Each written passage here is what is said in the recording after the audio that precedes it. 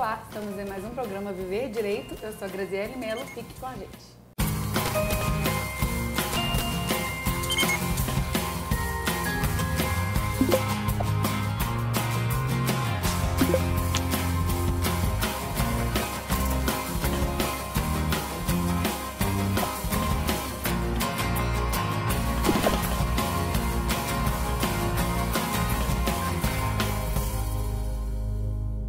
No programa de hoje, estamos com o Dr. Bernardo Trindade para falar um pouquinho sobre o Comitê de Resolução de Disputas, ele que é advogado e engenheiro civil. Muito obrigada por ter aceitado o convite, por ter vindo. Obrigado a você, Graziele. O prazer é todo meu. Ai, que bom, fico feliz. E eu gostaria de saber um pouquinho da sua trajetória nessa mistura de direito e de engenharia civil. Como é que foi isso até chegar aí ao Comitê de Resolução de Disputas?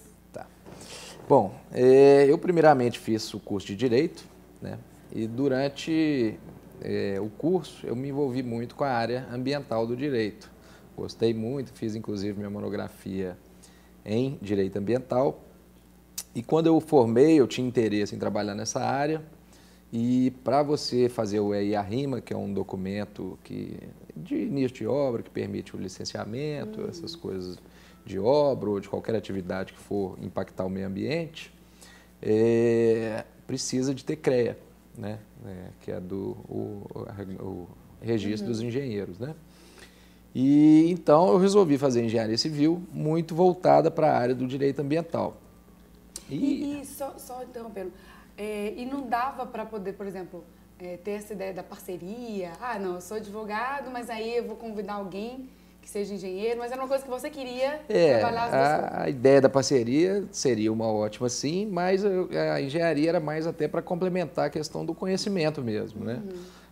Como tem essa parte do direito ambiental, que é a visita em campo, então eu sentia falta desse conhecimento, do olhar técnico para essa questão.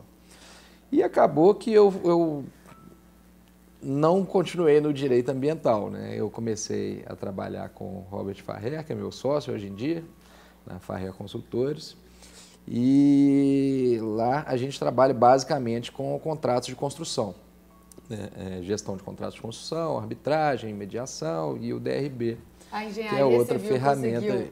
conseguiu te abraçar e o direito, na verdade, complementou o conhecimento. Isso. Então, na verdade, assim, a gente faz muita questão do acompanhamento de contratos, então eu uso muito o direito e como a gente faz essa visita em campo no acompanhamento do contrato, também uso bastante a engenharia. Então, acabou que aí, nisso eu já estava no curso de engenharia e acabei me formando, e formei depois de 5 anos também, aquela luta, né, para formar.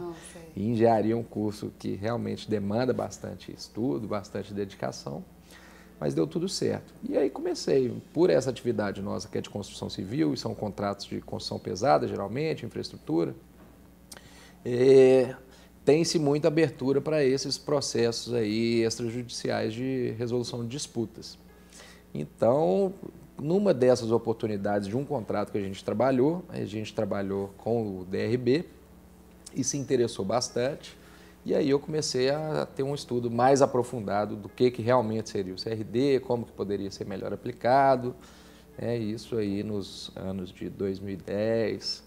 Como que foi o primeiro contato? Como que foi o primeiro contato de vocês? A gente teve um contrato em Nassau, de uma construção lá de uma rodovia, e nesse contrato se previa a questão do Comitê de Resolução de Disputas, que no exterior se chama Dispute Board Resolution.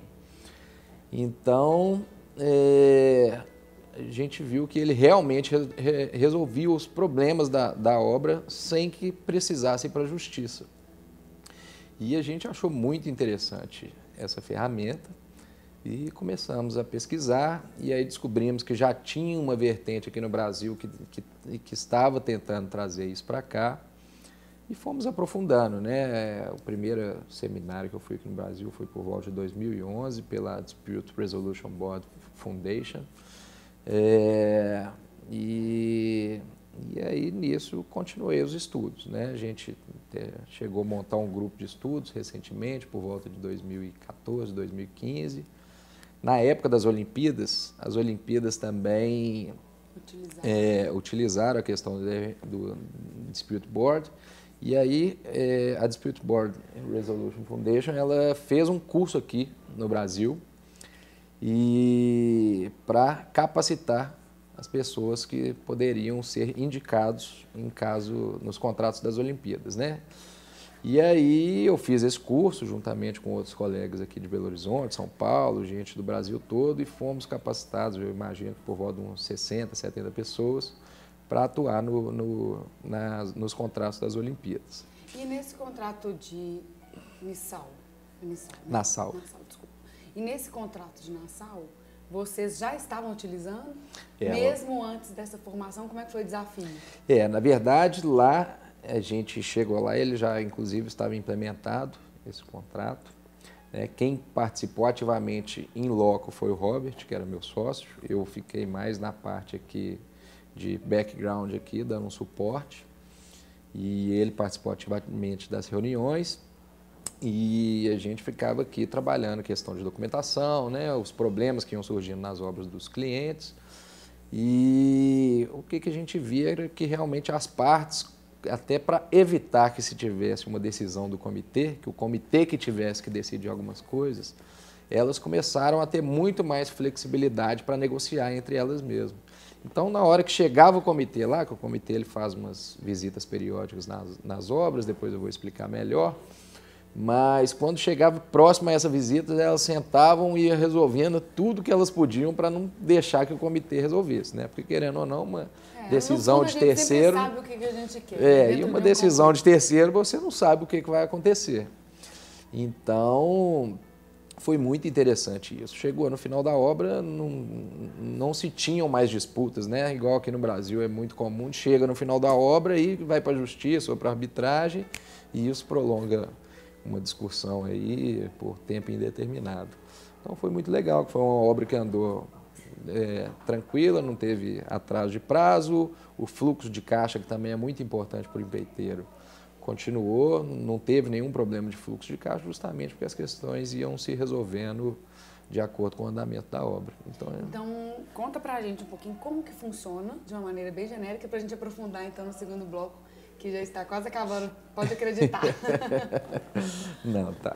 O Comitê de Resolução de Disputas, como se diz, é um comitê, algumas vezes em contratos menores pode-se utilizar só um membro também, mas o mais comum é um comitê formado por 3 profissionais independentes, eles são imparciais e independentes das partes, é muito similar à arbitragem, uma parte nomeia um, outro outra, e os dois indicados nomeiam um terceiro. E ele inicia já na assinatura do contrato, vou pôr aqui no caso de obra, tem outras funcionalidades do CRD em outras áreas também, mas a que eu mais trabalho é de construção, então eu vou explicar nessa área.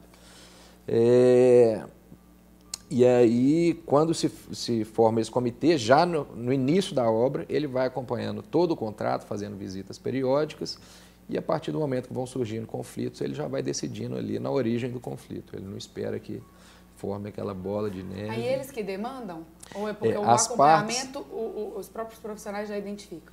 Os profissionais na visita, eles podem identificar algum problema e indicar para as partes que aquilo ali pode gerar um problema futuro, ou que já é algum futuro, marcam reuniões na obra, né? Tem as visitas periódicas que são acordadas com as partes. Ou as partes mesmo, na hora que tem a visita do comitê, ou mesmo antes do comitê ir, elas podem indicar para o comitê que existe um conflito entre elas, que elas precisam que seja resolvido por eles. E aí o comitê, quando ele faz essa visita, ou mesmo alguma visita extraordinária, dependendo da urgência da resolução, eles fazem uma apuração, recebem os documentos e conseguem ali emitir uma decisão ou uma opinião, conforme for o caso. Nossa, legal. Então, para a gente poder aprofundar nessa parte mais prática e gerar curiosidade, a gente vai deixar isso para o segundo bloco, tá bom? Sim. Fique com a gente.